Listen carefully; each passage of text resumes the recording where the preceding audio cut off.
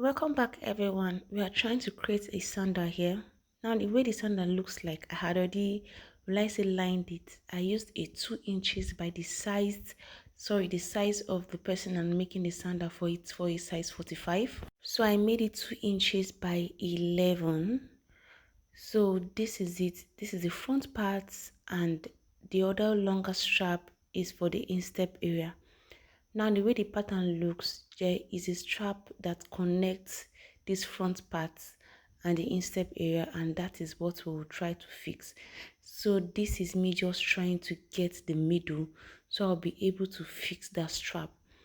Now the way the pattern came, the strap is actually looked longer, but I like it when I make a strap, like I make a sandal for a big sized person, especially for a size 45, 44 upward.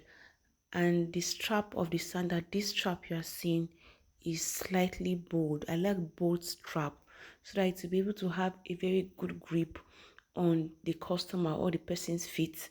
So yeah, so the because of the way um the fatness of the strap is, this middle one didn't need to be longer or too much longer than the way it was looking in the pattern sent to me by the customer.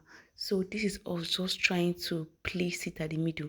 I had already marked it, and I also marked the measurement of the length of this small strap I would be using. So this is it. So what I did was I actually made a mistake. I would have sewn this inner strap first before placing it at the middle, because placing it at the middle now, when I eventually want to sew the sandal, it will be very difficult for me to sew the one at the middle. So what I did was I actually removed it later on, sewed it, then I went ahead into fixing it, guys, because we are fans of very neat work. If it's not neat, we need to make it neat. Not like we need to make it tacky though, but it needs to be neat. So this is the idea of the sandal, and I also want it to be 1 inch after the instep area. I don't want it to be, will I say, on the instep area. I want it to be 1 inch after. 1 inch is fine. It is perfect. So that was what I had in mind to do for this customer. Since I had already marked the middle of the second strap, this is us applying iodite just to place it on the middle one. Then we can now go ahead into fixing the strap. Now the strap I made the strap according to the buckle I got.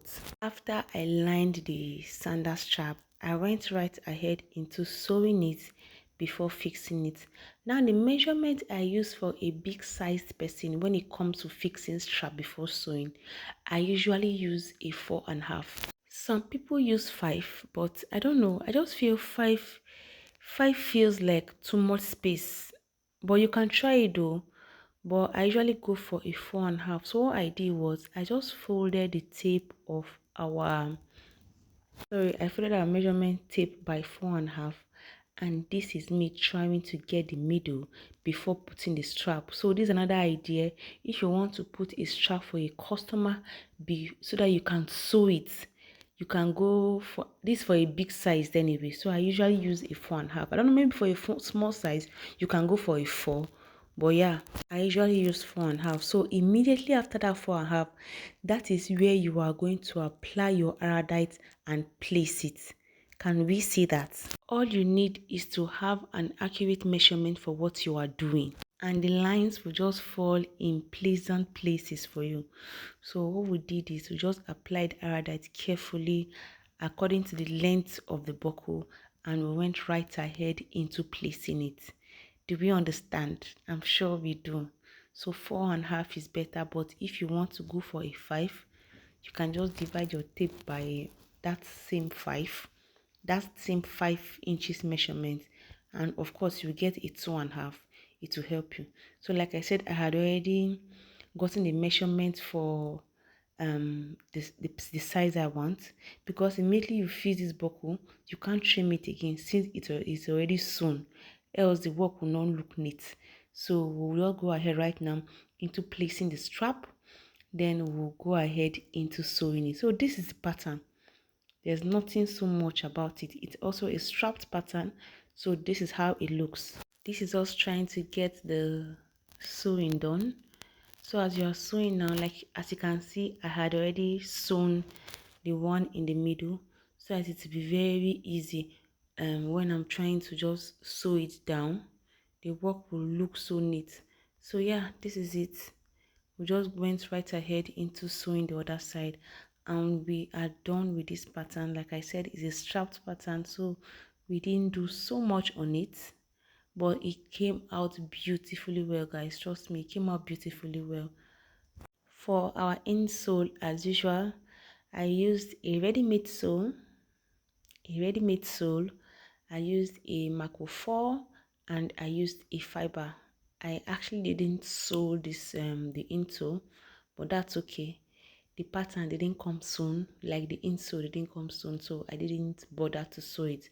But this is how our pattern looks like.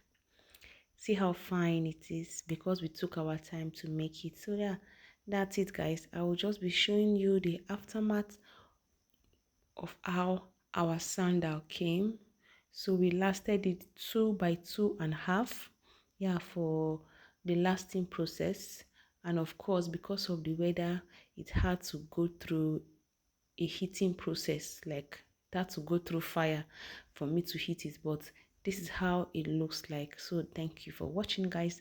I truly appreciate. So the next video you'll be seeing is the aftermath of our 45 mil sandals, and this is how it looks like.